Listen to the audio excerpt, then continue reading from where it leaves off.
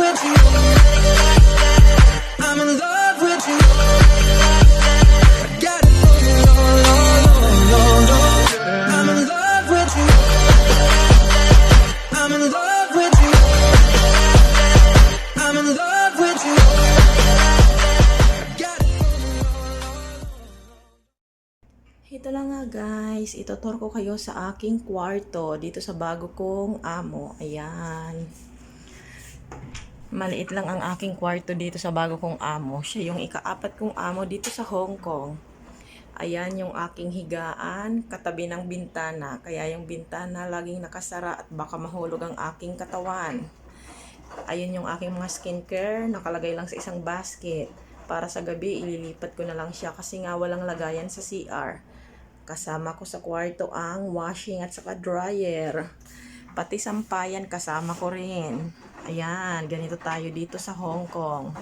Ganyan ang kwarto ng mga kunyang. Yung aking luggage, nandyan lang siya sa baba.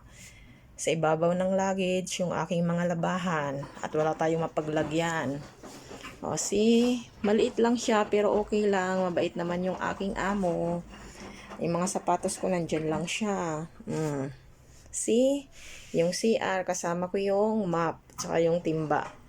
Ayan, yung maliit kong CR, ganon din siya. Yung, ano nga pala nito, sliding lang ganyan. Yung pinto. Ayan, yung aking lababo. Yung aking toothbrush nandun. Binili ko lang yan yung salamin kasi walang salamin ang aking CR. Nilagyan ko lang siya ng pandikit doon para maisabit siya. Pati yung aking hand towel. Ito ding lagayan ko ng sabon. Binili ko lang yan dahil walang mapaglagyan. At yun, may bintana doon.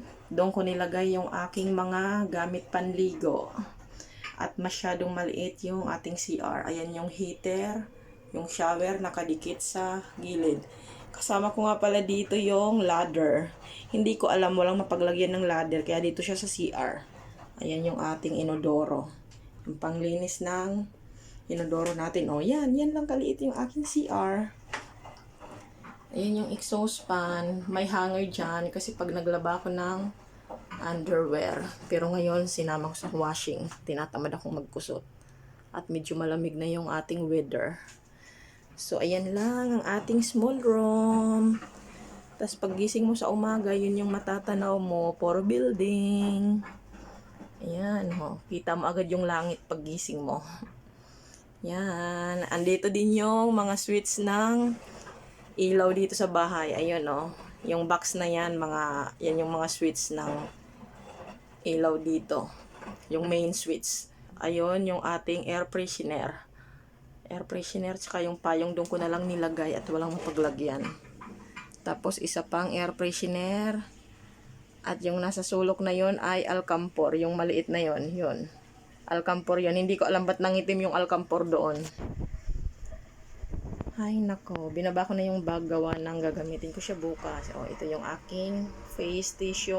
Lagi ako may tubig. Naman sa likod ng pinto, sinabit ko yung aking bag na gamit ko pag namamalengke. O, ganito lang.